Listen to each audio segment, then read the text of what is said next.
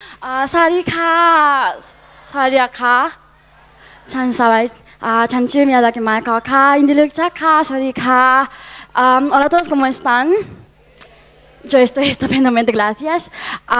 Me llamo Maiko, soy miembro de Club Familia Lee, pues del que tenía 5 años, pues yo vine de Shibuya Chiki. こんにちは、渋谷地域から来た宮崎舞子です。今、大学4年生のものです。最近私の渋谷地域で、シブテットというイベントが始まりまして、そのことについてちょっと今日お話しさせていただこうと思います。シブテット、¿sabes lo que es シブテット？ No, no.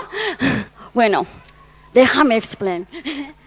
私の地域、渋谷地域にはですね、今もう20名ぐらいですかね、もう高大生がバンバカ育ちまして、私がヤロに行った8年前は私だけしかいなかったのが、今全員育って無事に大学生とかになりました。それけどみんなヤロに行って、みんな日本語を話すようにいろんな多言語を話すっていう環境が私の地域には今当たり前にできたんですね。でもその環境が本当ね、8年前は一人だったから、なんか本当に贅沢で、なんか始めたいよね、新しい高大生の会をって。でもただ高大生が集まってヒッポするだけじゃなくって、なんか大学で自分が今やってる勉強だとか、今まで自分がしてきたこういう体験だったりとか、あとはそのヒッポやヒッポ以外の留学の話、すべてをこうやって含めて話したいことをいっぱい話して、その中で自らのヒッポだったりとか、自らの多言語体験をぜひ紐解いていこうって言って始まったのが、このテッド風プレゼンテーションイベントなんですね。これ上の方、この左上が私の渋谷地域の高大生たちなんですけども、で、テッドとは皆さん知ってる方も多いと思いますが、アメリカでやってるカンファレンス式の、講演会で著名人だったりとか、いろんなサイエンティストだったりとか偉い人が前に出ていろんなアイデアをシェアしている場所なんですけれども、私たちの基本的にトピックとしては、ヒッポって何だろうとか、その多言語とは、言葉とは、人とは、コミュニケーションとはっていうのを、ヒッポの体験プラス自分が外でヒッポの理論プラス自分たちが体験してきたことで紐解いてくれています。ちょっとこれが今日音出ないんですけど、どんな感じでやってるかだけすごい見にくいですよね。左平岡玄也君なんですけれども、ポルトガル語で自分のヒッポについて語ってくれてます。聞きたい方はぜひ私の地域へ。これは右は横北地域の畑中はっちゃんって子なんですけれども、自分の大学で勉強しているコミュニケーションのこととヒッポでの多言語について結びつけて、全部英語でプレゼンしてくれてます。で、そうですね、分かる通りですね、日本語以外の多言語でやってみようって今やってるんです。最初はまさかこんな風になると思ってなくって、でも出来上がってくるのを見たらすごいんですね。私たちが始めた一つの理由として、ヒッポももちろんいいんだけど、ヒッポだけを持って例えば友達だったりとか外の世界にいけるんだけど、なんで説明していいかわからない私たちにとってヒッポっていうのが当たり前すぎるから、それがどうしてやってるのか、なんで自分がこういう風にヒッポになってるのかっていうのがうまく言葉にできないで、でもそれを誰にでも分かるように、誰にでもシンパシーを感じてもらえるように言葉にしようとして始めたのがこのシブテッドです。でもこれすっごい面白いんで、ぜひ皆さんの地域の高大生もやってみてください。とっても面白いと思います。Entonces me gustaría comenzar por el inicio en español.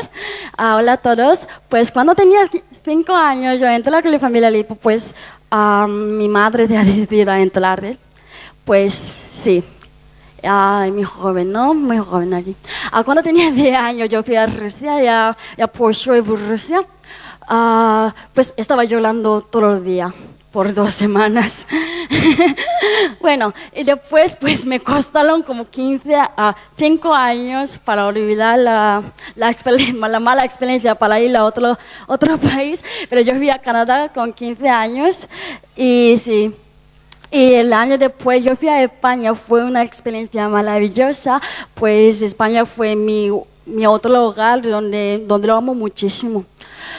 And the last February in March, I got the opportunity to go to Boston as an intern. I got to stay there for 2 months, even though the short time I got to learn a lot of things. And then, I met a doctor student. And then, I got to go to LA to participate in the Kujila Club. And that was really, really interesting doing the hip in America too. And yeah, I went to the Southern California to the youth exchange too. And then this summer, I went back again to Southern California for the youth exchange program as well. And that was really interesting. Oh, yeah. Okay. So that was my kind of brief history in Nepal. Okay, so those 3 things that is things I really thinking about right now. But today, things we don't have much time, so I'd like to talk about the upper left, the being multilingual, what being multilingual is for me. Okay. So being multilingual. So being multilingual is kind of obvious right now in the hip environment. And before I really didn't know what a multilingual is. And before I went to Boston, I thought multilingualism is like this. All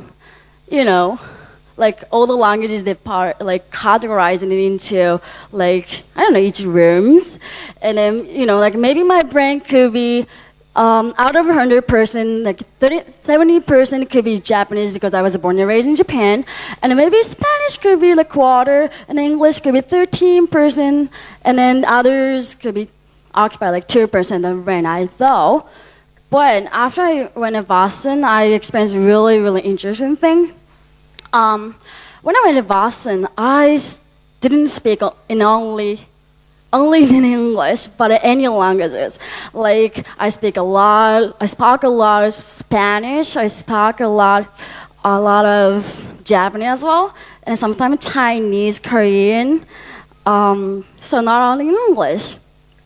Then I thought maybe multilingual is like this because after talking 10 hours speaking Spanish the whole day. And I went back to my host family side, which is spoken only in English.